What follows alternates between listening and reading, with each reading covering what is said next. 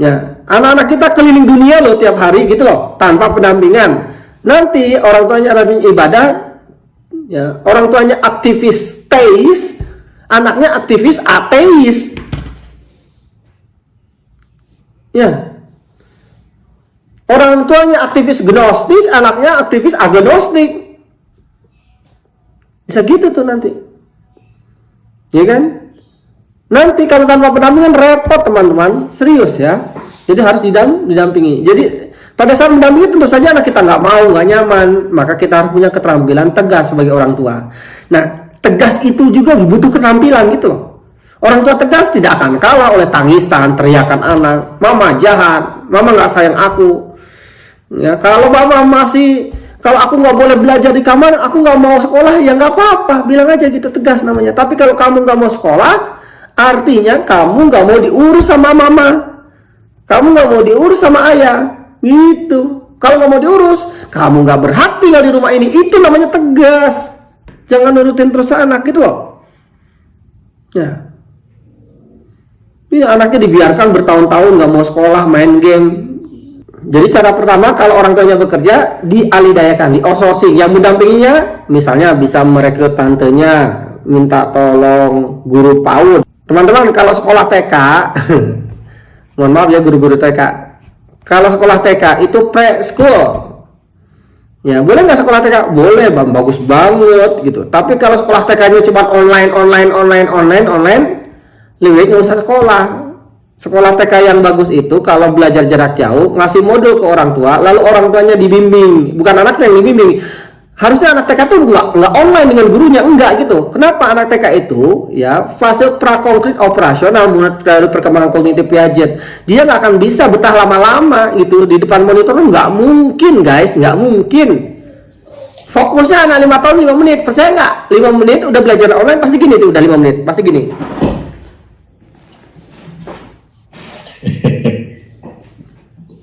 Percaya nggak? Saya bang. Gini ngomong satu ngomong semua, ya kan? Nanti bolak-balik gitu kan? Anak TK tuh bakal begitu. Sehari dipaksakan, 2 hari dipaksakan, dia ikut seminggu, akhirnya ma aku nggak mau sekolah itu. Jadi kalau anak TK sekolahnya kayak gitu, nggak bisa diajak ngomong, ingat ya, kalau nggak mau, kalau sekolah TK tuh harusnya nggak boleh online. Yang online itu orang tuanya kalau TK itu. Nanti mam, ayah, nanti stimulasinya inilah ya hari ini ya, hari Selasa ini, hari Rabu ini gitu loh. Ya, jadi sekolah TK membuat kurikulumnya, orang tua yang stimulasinya dan orang tua dibimbing bagaimana cara mensimulasi anaknya, bukan anaknya online. Nah tapi kalau sekolahnya nggak gitu, ya dikasih saran. Kalau nggak mau nerima saran, ya sudah nggak usah sekolah di situ. Namanya juga preschool, nggak wajib sekolah TK itu. Ingat preschool boleh boleh school. Oh, iya. Yang kedua, kalau misalnya nggak ada orang lain yang bisa mendampingi anak-anak kita, yang kedua, nah minta kompensasi ke sekolah.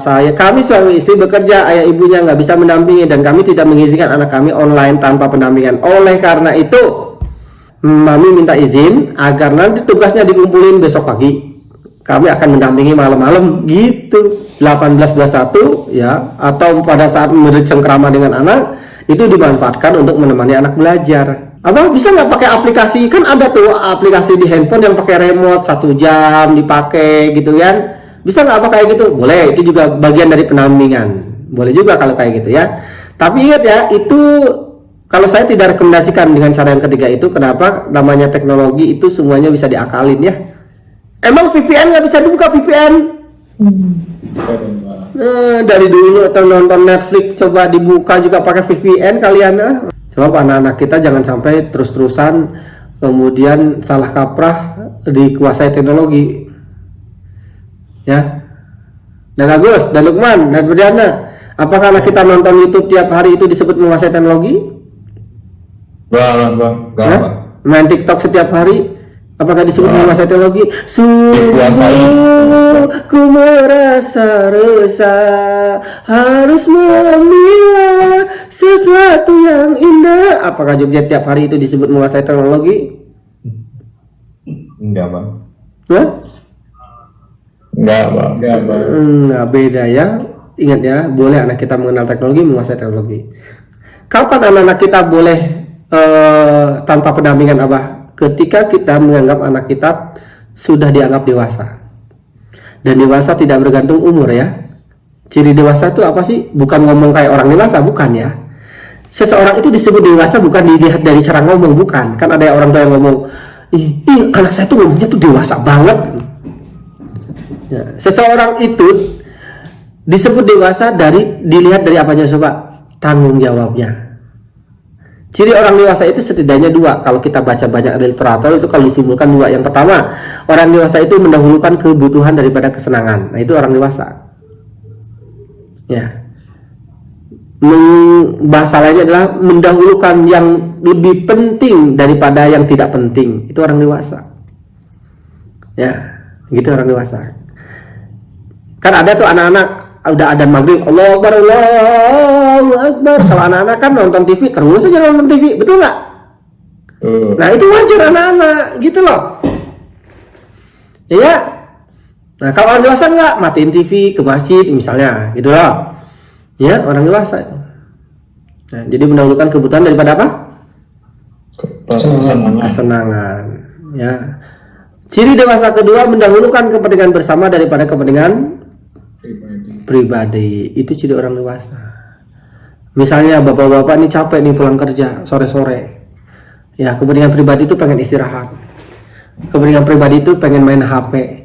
Wajar nggak anak-anak dari pagi sampai sore udah pisah sama ayahnya lalu pulang, ayah, terus teriak-teriak ngajak main, ayahnya berisik.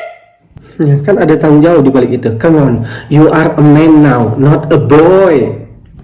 You are a woman now, not a girl. Itu udah jebol 3 kali itu. Aduh ya Allah, kelakuan kayak gadis. Masya Allah. Teman-teman ibu-ibu ya sekarang ya. Masya Allah. You are a woman now, not a boy and not a girl.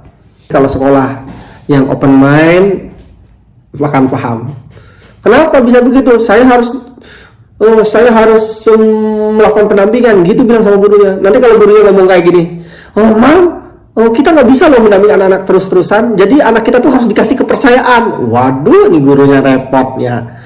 Ya, ini biasanya ini guru kayak gini anaknya belum gede-gede, ini belum ketemu masalah nih. Ya. Ngasih kepercayaan itu ada tahapannya. Tiba-tiba anak-anak kita belum bisa berenang, belum pernah berenang sama sekali, disuruh berenang tuh gimana? Ini ceritanya gimana, Markona? Prinsip kedua, manusia efektif adalah manusia single tasking, bukan multitasking. Ya, kalau saya ini referalnya dari surat ke-94 Al-Insyirah. Al-Insyirah itu artinya ke lapangan. Ya, di ayat ke-7 Allah bilang apa? Setelah ngomong fa innama lusra innama lusra fa idza faragta fansab. Kerjakan satu urusan, nah, lalu setelah selesai berpindah ke urusan lain. Percaya nggak teman-teman kalau bapak-bapak di depan laptop ngerjain tugas sekolah terus anak kita nanya-nanya pelajaran, ya, dan nggak ngerti-ngerti lagi, kira-kira kesal nggak bapak-bapak? Kesel, Bang. Hah? Dikit-dikit nanya, dikit-dikit ayah ini gimana tambahannya?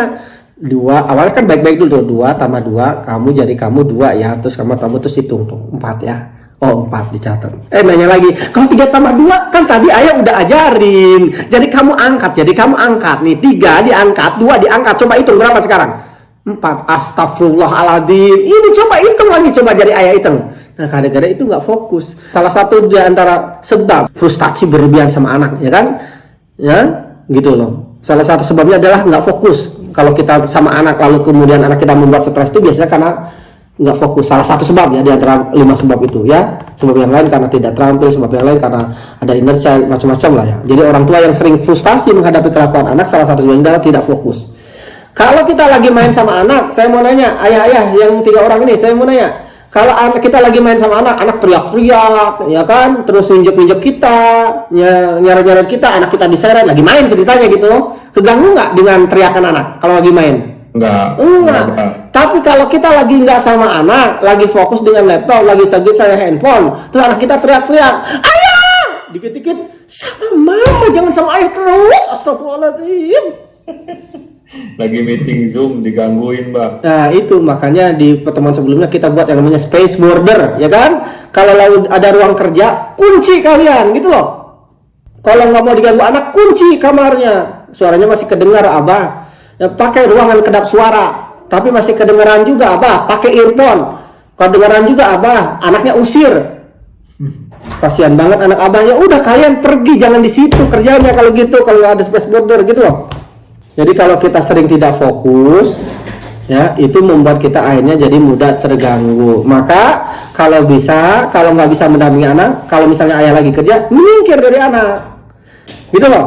Gantian sama pasangan. Yang ketiga, makin anak kita banyak diam, makin tertekan. Itu prinsip ketiga. Ini kan ada yang banyak ngomong, saya bukan stres, apa bosen anak-anak saya. Ini normal banget, anak-anak itu makhluk yang gampang bosen itu normal. Ya, kenapa? Karena yang pertama anak kita tuh makhluk bergerak. Jadi tidak boleh anak kita lama-lama di depan laptop tuh nggak boleh. Saya suka bilang berkali-kali ke sekolah bahkan ya, paling lama anak kita belajar online itu paling lama itu sejam harus berhenti itu. Istirahat dulu. 1 jam online, 1 jam istirahat. Sehari itu paling lama 4 jam, sisanya adalah explore the world, not explore the Google. Repeat again, Dad. Explore the world. Explore the Google. Saya sedih pembelajaran jarak jauh kok sekarang itu didefinisikan sebagai belajar online. Jadi kalau internet nggak ada, ya, Iya, nggak belajar. jadi nggak belajar. Listrik mati, jadi nggak belajar. Saya mau tanya, Internet tanpa mati. internet, tanpa listrik, sebetulnya anak kita masih bisa belajar nggak? Bisa, Mbak. Jadi teknologi itu medium, harusnya itu sarana. Jadi kalau sarana itu nggak ada, masih bisa belajar juga dengan yang lain gitu loh. Ya, serangga. Kan waktu saya ngisi di Kompas TV itu ada bapak-bapak nanya begini, Abah, kami nggak ada internet, Abah di kampung. Kami nggak ada internet, Abah di kampung. Gimana kami mau belajar jarak jauh? Katanya gitu. Aduh Pak, saya bilang nggak usah tergantung internet Pak. Gitu. Ya, sumber belajar di daerah Bapak tuh banyak banget Pak. Saya bilang. Lihat serangga beneran, gitu loh. Kalau di kampung itu, ya. Dan seterusnya, daun-daun beneran mau tumbuhan monokotil, di kotil juga banyak banget. Coba ini orang kota nyari jengkol susahnya minta ampun kan? Hei, ya, harus ke pasar dulu. Ada nggak jengkol di Indomaret ibu-ibu bawa-bawa? Nggak ada. Iya, pete. Ya, cari ke pasar udah tutup ya kan? Di Borma jarang-jarang, Super Indo hampir nggak ada gitu loh. Ya, itu jadi explore the world, bukan explore the Google. Saya mengajak teman-teman sekolah yang mulai sekolah guru dan lain-lain, sebaiknya pembelajaran jarak jauh tolong tidak disebutkan dengan belajar online. Tatap muka dengan gurunya cukup sejam 2 jam. Selebihnya biarkan anak kita explore the world. Ada banyak kompetensi baru, ada banyak keterampilan baru yang bisa yang anak kita ambil. Mumpung justru orang tua masih bisa mendampingi di rumah. Kalau sekolah lagi nanti ini nggak akan terulang kejadian ini. Gitu ya. Jadi yang ketiga lagi diulangi ini udah hampir jam 3 ternyata makin banyak diam makin tertekan. Karena itu teman-teman, anak kita tidak boleh ya diam terus-terusan di depan laptop, tidak boleh. Harus menyeimbangkan antara belajar bergerak dengan belajar diam. Ya, makin kecil anak kita makin banyak bergerak. Jadi makin kecil anak ketika sekolah dari rumah tidak boleh makin lama gitu loh. Anak SMA bisa tuh 4 jam di depan laptop. Ya bisa, tapi anak TK 4 jam di depan laptop nggak bisa Bambang. Ya, nah, itu pun nggak bagus tuh 4 jam di depan laptop gitu. Caranya gimana Pak? Ya caranya orang tua kalau saat mendampingi belajar di rumah bilang sama mereka, yuk udah 1 jam kita keluar dulu. Nggak mau keluar, harus berhenti gitu. Tentu cari tempat yang disenangi anak, main gitu loh. Kalau di rumah saya itu wajib, lagi-lagi kita harus punya skill ketegasan, tidak boleh terserah anak, nggak mau gitu kan. Ayo kita bareng-bareng keluar. Lihat ya, pada saat pandemi yang nggak boleh itu bukan keluar rumahnya sebetulnya, tapi berkerumun, bertemu dengan banyak orang, ya kan, betul? Ya beruntunglah teman-teman yang tinggal di Wonosobo, berkunjunglah teman-teman yang tinggal di Ciwidey, penduduknya masih jarang, itu kan ke kebun teh, ya kan?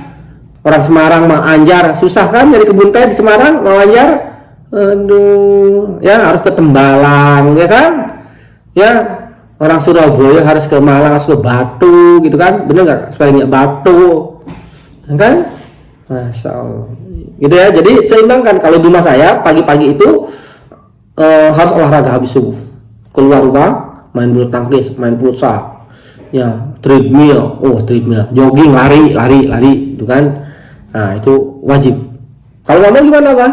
Tegas kalau di rumah saya. Kalau nggak mau, mohon maaf, kalian nggak bisa sekolah. Kalau di rumah saya gitu, ya kan mulainya tuh anak-anak sekolah itu jam 6:30 tuh online dengan gurunya dengan apa? Nggak bisa kalian online, ya. Ya udah nggak apa-apa kalau aku nggak mau, kalau nggak boleh nggak apa-apa, seneng dong. Di rumah kita ingat ya, nggak melaksanakan tugas, nggak sekolah berarti nggak melaksanakan tugas, nggak melaksanakan kewajibannya sebagai seorang anak, nggak melaksanakan kewajibannya, kamu nggak boleh keluar kamar, haknya dicabut, kebebasan bertemu dengan keluarga cabut, kebebasan bertemu dengan banyak orang dicabut, kebebasan berkumpul dengan keluarga dicabut, nggak boleh keluar kamar sampai jam sekolah selesai, gitu kalau nggak mau sekolah, gitu. Ya, oke. Jadi diwajibkan tuh anak-anak untuk keluar rumah, ya, seimbangkan. Pagi-pagi itu kalau bisa ya, sesinya itu kalau bisa jangan yang diam pagi-pagi itu, yang menggerakkan tubuh kalau bisa. Ya kalau bisa ya, pagi-pagi itu misalnya yang baca Al-Ma'surah sudah cukup, udah selesai Ma'surah. Jangan kemudian pagi-pagi misalnya murojaah 2 juz gitu. Kalau bisa jangan taklim dulu gitu, menghatamkan sirah jangan dulu gitu ya. Apalagi ngerjain apa yang lain lah ya gitu. Nggak, kecuali anak kita yang sudah SMA SMP itu nggak masalah ya belajar karena mereka sudah tanpa disuruh biasanya gitu loh. Gitu teman-teman, itu prinsip ketiga. Ya, prinsip keempat, anak kita bukan makhluk gabut, ia super kreatif. Maka jangan khawatir sebetulnya anak kita gampang bosan. Tapi anak saya gampang bosan kenyataannya apa? Perhatikan baik-baik, perhatikan teman-teman. Anak yang gampang bosan itu umumnya karena kreativitasnya sudah mati. Dimatikan tak sengaja oleh faktor lingkungan. Lingkungan pertama adalah keluarga. Demi Allah anak-anak kita dilahirkan sebagai manusia kreatif. Makhluk paling kreatif di dunia adalah anak-anak sejak balita. Apa sih yang merusak kreativitas itu? Gadget lagi-lagi. Nah, ciri anak kreatif itu apa teman-teman? Ciri anak-anak kreatif itu tahu nggak? Ya, mereka tuh selalu punya ide untuk bersenang-senang. Mereka nggak pernah kebingungan yang namanya untuk bersenang-senang. Asal belum dikasih gadget lah ya. Coba lihat, Bapak Ibu yang di YouTube, yang di Zoom, saya mau nanya, ya. Yang punya anak 2 tahun, 3 tahun, 4 tahun, 5 tahun, pernah nggak lihat anak bapak ibu yang balita berjam-jam duduk kayak gini? Pernah lihat nggak?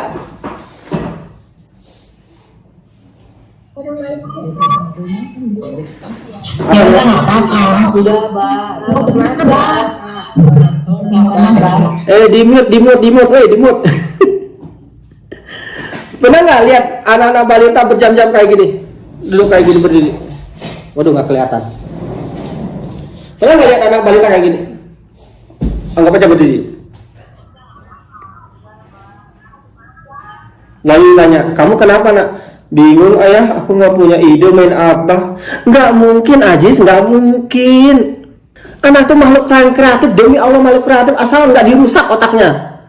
Ya dengan alat-alat yang membuat dia diam, handphone, TV, itu membuat diam. Ada waktunya nanti main gadget, ada waktunya. Kenapa sih buru-buru dikasih gadget gitu? Ih, gemes deh. Nah, ketika anak nggak bisa diam, itu berarti ciri anak kita pikirannya jalan. Jadi kalau ada anak kita ngomong, biasanya anak SMP SMA tuh ngomong kayak gini nih, Ma, aku bingung ma, hiburan aku apa? Nonton TV nggak boleh, main HP nggak boleh. Terus aku hiburannya apa? Nah, biasanya nih anak udah rusak kreativitasnya. Jadi meskipun pandemi, kalau nggak dikasih gadget, nggak dikasih TV, nggak pernah dulunya gitu loh, nggak akan pernah tuh yang namanya bingung hidup cari kesenangan. Saya ingin nanya-nanya. Ini tadi ada Pak Surya nih. Pak Surya, ngomong Pak Surya. Nih Pak Direktur Istiqlal, ngomong, ngomong. Hadir, ngomong Pak Surya. Mana Pak Surya? Nyalain Pak Surya. Apa kabar, Ustaz? Baik, alhamdulillah. Masya Allah. Di Pekanbaru apa di Jakarta? Jakarta, Pak. Masya Allah. Ustaz, saya mau nanya, waktu zaman Ustaz dulu SD SMP pernah nggak yang namanya kebingungan hidup bersenang-senangan dengan teman-teman? Waduh, nggak pernah pulang, Pak. Nggak pernah pulang, ya Allah ya Allah. Enggak. Ada hutan, Oh. laut, Hutan, mainnya banyak nggak? banyak banget, Pak. Banyak banget. Padahal punya handphone nggak zaman dulu? Enggak. Iya, zaman saya, zaman Ustadz, zaman semua orang tua di sini, zaman dulu kita yang lahir tahun 70-an, 80-an nggak pernah yang namanya hiburan itu bingung. Zaman sekarang pernah dengar nggak anak-anak sekarang ngomong, "Mah, hiburan aku apa? Aku bosan." Pernah dengar nggak? Iya. Ya Allah, ya Allah.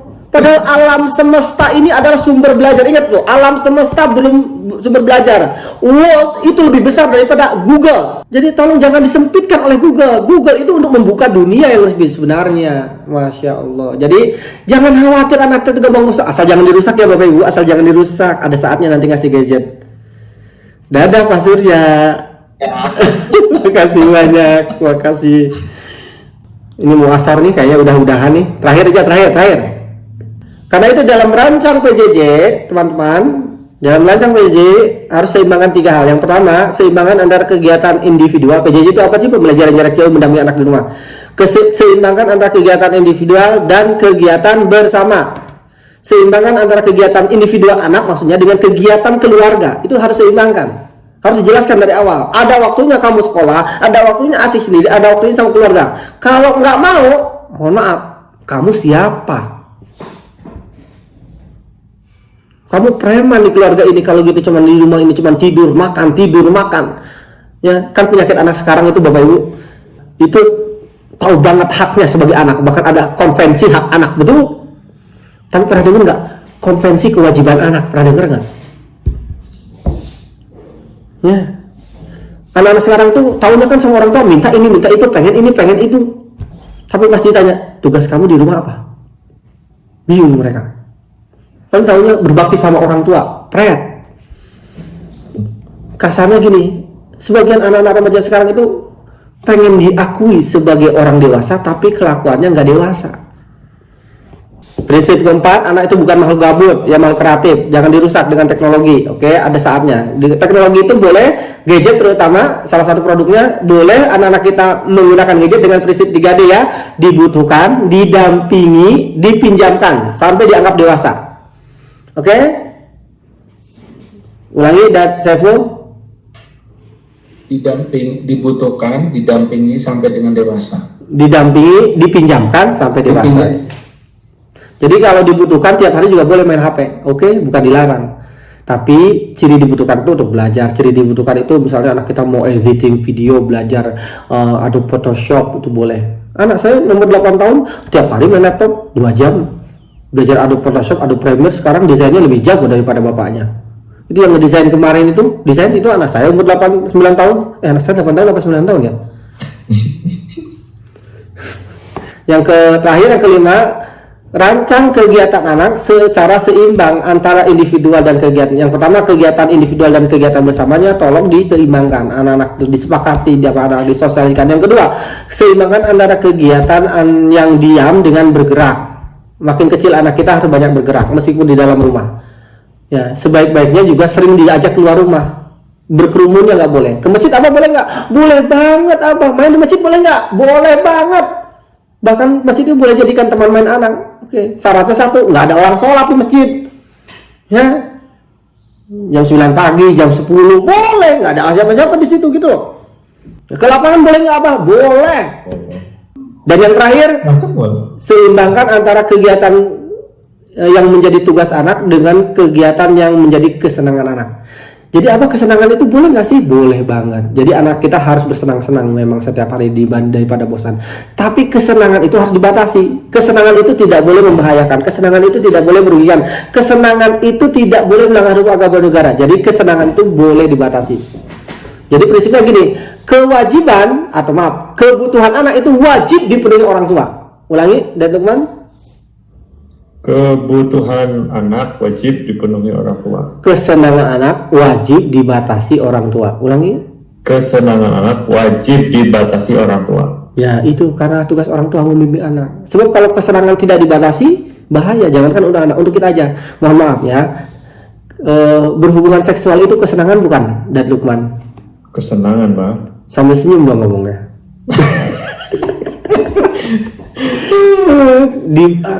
Kalau seksual, fitrah seksual itu tidak dikendalikan, berbahaya nggak? Bahaya. Jangankan 4 istri, 5 istri, 10 istri nggak akan pernah cukup. 4 istri nggak cukup, nanti ada yang namanya tukar pasangan, nanti ada namanya orgi, nanti ada namanya sesama jenis, nanti ada namanya apa lagi ya, sama binatang, nanti nggak akan pernah selesai lah, gitu ya. Jadi Bapak Ibu harus pahamkan ini sama anak. Nonton itu kebutuhan atau kesenangan? Nonton Netflix, jawab. Kesenangan, Pak. Kesenangan. Boleh nggak Abah? Silakan aja kalau mau punya kebijakan boleh, tapi sebulan sekali, seminggu sekali. Kalau tiap hari itu namanya kebiasaan, rutinitas. Nah, ibu-ibu sampai 16 episode Itaewon Class ditamatin, astagfirullahaladzim. Itu paling kayaknya waktunya habis ini. Mungkin kita bisa lanjutkan di pertemuan berikutnya. Ada tanya jawab nggak, Pak? Boleh, masih ada waktu sekitar 10 menit dari ada Reza. Assalamualaikum Abah. Salam. Abah, ini perkenalkan diri dulu, saya Sarah. Nah, yang mau Ini orang Langsa ya? Iya Abah, tapi sekarang di Bandung. Iya. Nah, Abah yang mau ditanya ini berkaitan dengan bertetangga Abah. Jadi bagaimana sebaiknya kita menghadapi tetangga yang kebetulan ini kejadian beberapa waktu lalu. Jadi anak Sarah itu usianya masih 2 tahun 8 bulan Abah. Jadi ketika malam sekitar jam 11:30 itu bangun dan minta minum. Terus? Nah, akhirnya ketika bangun mau minum itu dia maunya dia buka pintu. Nah, kebetulan malam itu Sarah duluan yang buka pintu. Jadi dia marah Abah. Di situ pertanyaan yang pertama, bagaimana menghadapi anak usia itu ketika terkadang hal-hal sepele itu membuat anak tantrum. Yang pertama Abah. Kemudian yang kedua, nangisnya berkelanjutan Abah. Jadi serius gini nangisnya. Sampai sekitar 10-15 menit kan rumah kita tuh Diapain sama Sarah? Diapain itu waktu 10-15 menit nangis? Diapain sama Sarah? Pertama Sarah bujuk Abah, Sarah gendong, Sarah peluk, tapi dia tetap marah gitu. Marahnya tetap nangis. Iya. Nah, terus kan, yang kedua diapain? Sarah temenin aja Abah dia nangis. Temenin itu maksudnya disaksikan, ditonton gitu? Ishadu ala nangis? Enggak Abah, itu Sarah busuk-busuk bagian belakangnya gitu Abah. Oh, busuk-busuk itu digini-gini gitu ya? Iya. Oke. Karena kok nggak Abah mau ngapain. Nah itu yang pertama. Kemudian yang kedua Abah, karena ia tetangga pasti terganggu kan Abah. Tetangga marah gitu Abah. Jadi waktu marah beliau sampein berisik gitu sambil agak menjerit dan sedikit digedor pintu besi rumah kami gitu Abah. Nah ini sebaiknya sikap kita itu gimana Abah? Iya. Terima kasih Abah. Aduh, saya ikut prihatin ya. Aduh, yang pertama ke tetangga dulu nih yang cepet ya. Yang pertama minta maaf karena memang itu mengganggu ya. Minta maaf sama tetangga karena Sarah belum punya keterampilan, makanya Sarah mau belajar terus gitu ya. Yang kedua minta maaf, nggak sekedar minta maaf, harus bertobat, jangan diulangi lagi kan gitu loh. Ya, biasanya itu udah tua ya tetangganya ya. Iya Abah. Iya, yang orang tua kan gitu di mana-mana. Lihat anak, jangan kan malam-malam begitu. Namanya orang sudah tua itu, lihat anak-anak main bola di halaman depan rumah aja bisa terganggu itu. Ya kita yang saling harus bertoleransi dengan tetangga. Yang kedua, itu orang tuanya kasih hadiah gitu, brownies gitu ya. Menjalin hubungan lagi dengan tetangga, banyak ngobrol. Kan gini, kalau tetangga itu saling sering suudon, saling bermusuhan itu kadang-kadang jarang komunikasi gitu. Jangan kan tetangga, suami istri jarang komunikasi, maka yang terjadi dia komunikasi dengan dirinya sendiri, alias prasangka gitu loh, ya gitu. Jadi itulah pentingnya komunikasi dengan tetangga. Nanti akan tumbuh saling pengertian. Nanti lama kelamaan kalau sering ngobrol Sarah sama tetangga, nanti lama kelamaan bakal gini tetangganya, nggak apa-apa kok, namanya juga anak-anak gitu. Ini kadang-kadang Sarah pasti jarang ngobrol sama tetangganya. Aku kebetulan beliau kerja di kerja di ini jaga hotel kalau nggak salah. Jadi dari pagi sampai sore itu jarang ada. Iya, makanya kan, berarti jarang ngobrol kan? Iya benar. Iya. Nah, pada saat ada kesempatan, ini yang kedua, yang belakang dulu, pertanyaan kedua. Pertama sekarang. Nah, gini teman-teman ya. Ini anak Sarah ini, semua anak balita ini akan makin menjadi-jadi tantrumnya gara-gara kita sering lembek sama anak. Ya, lembut sama anak itu wajib ya, ibu soleha, ayah soleh, lembut sama anak itu wajib, tapi lembek sama anak itu haram. Tegas sama anak itu wajib, tapi kasar sama anak itu haram. Ya, konkretnya gini cara cepatnya adalah ya, saya belum menangin anak 2 tahun. Ya, kalau anak kita kan maunya anak saya itu, abah, dia buka pintu sendiri mau minum, terus saya bukain dia marah. Kita harusnya dengan tenang ngomong, nggak bisa nak, ibu harus yang bukain. Ada saatnya anak dibolehin, ada saatnya kita yang bolehin. Tidak boleh hanya berdasarkan nurutin keinginan anak umur segitu itu nanti makin menjadi-jadi kalau kita nurutin terus keinginan. Nggak bisa, nah ini sudah ibu yang bukain. Kamu nggak boleh berlebihan, kamu boleh marah sama ibu, tapi kamu nggak boleh teriak-teriak dan nangis-nangis gitu. Yang kedua, yang ketiga, ini ya yang ketiga. Ya, yang ketiga teman-teman, anak umur balita itu cepat nangis tapi cepat berhenti. Asal kitanya cepat bertindak. Asal cepat apa Sarah? Bertindak. Nah, cara bertindaknya gimana? Yang pertama, jangan pernah nonton anak nangis. Itu namanya menguji keimanan. Iman kita kuat, iman tetangga kita nggak kuat. Oke? Ya. Iya, kalau kita lagi mood, anak nangis teriak-teriak, Masya Allah, ya Allah, ujian, sabar, ini ujian. Itu kalau lagi kuat imannya. Tapi kalau nggak kuat, Allah, lagi banyak hutang, lagi berantem sama suami, anak kita teriak-teriak, berisik, bisa diam gak, mama lagi pusing. Nah, gitu ya. Jadi tindakannya gimana? Yang pertama jangan ditonton. Tindakannya yang kedua dialihkan, itu yang paling cepat. Dialihkannya bukan sekedar diusuk-usuk, gitu loh. Bukan sekedar ditemenin, diajak ngomong, bukan. Anak umur 2 tahun itu kan tadi mau minum, cari sesuatu yang menyenangkan dia. Main boneka misalnya. Mama bonekanya Jaja mau bikin mama, jangan bikin mama. Tolong adek, Jaja ini mau bikin mama. Gitu misalnya kan gitu loh. Atau ambil makanan, mama kayaknya punya biskuit deh, gitu loh. Jadi alihkan itu dengan sesuatu yang lebih menarik gitu loh, ya, bukan diusap-usap doang. Nah, dialihkan dengan bagaimana kalau minum susu lagi, nah dialihkan boleh. Mama kita bikin teh manis yuk, ya, insya Allah ada 100 cara untuk mengalihkan anak. Ingat ya, anak balita itu cepat nangis cepat berhenti loh, asal kitanya jangan banyak nonton gitu loh. Oke? Ya, gitu ya, gitu ya Sarah ya, dialihkan ya, dan jangan terus diulangi lagi tuh pulang malam kayak gitu. Insya Allah anak Sarah nggak akan pernah lama-lama nangis kalau kitanya sering tegas. Anak umur segitu tuh ya, kalau kita sering, jangan pernah nurutin keinginan anak gara-gara nangis, ingat tuh, tapi turuti keinginan anak karena itu baik untuk anak, bukan karena nangisnya. Bisa dipahami? Iya, anak abang ada yang masih balita juga, itu anak abang yang umur 4 tahun ya gitu, abang sayang sama dia, tapi sayang sama dia tidak berarti kita harus nurutin dia. Kalau anak abang itu cukup ngomong, adek nggak boleh buka, lu langsung nyingkir tuh ya. Tapi kalau adek nggak boleh buka, kalau sering banget pasti gitu, Deli mau buka, langsung gitu tuh, gara-gara kita sering lembek. Kalau saya itu adek nggak boleh buka, kalau dia ternyata maksa buka, saya gotong tuh anak ya, lalu saya simpan di luar sebentar, cuman 4 menit. Abah bilang nggak boleh buka, adik nurut sama abah gitu. Ada ngomong, cukup 4 menit, udah itu dipeluk lagi. Nggak suka kan sama abah, dia nggak suka. Nah gitu contoh sederhana. Ya, ini prinsip dasar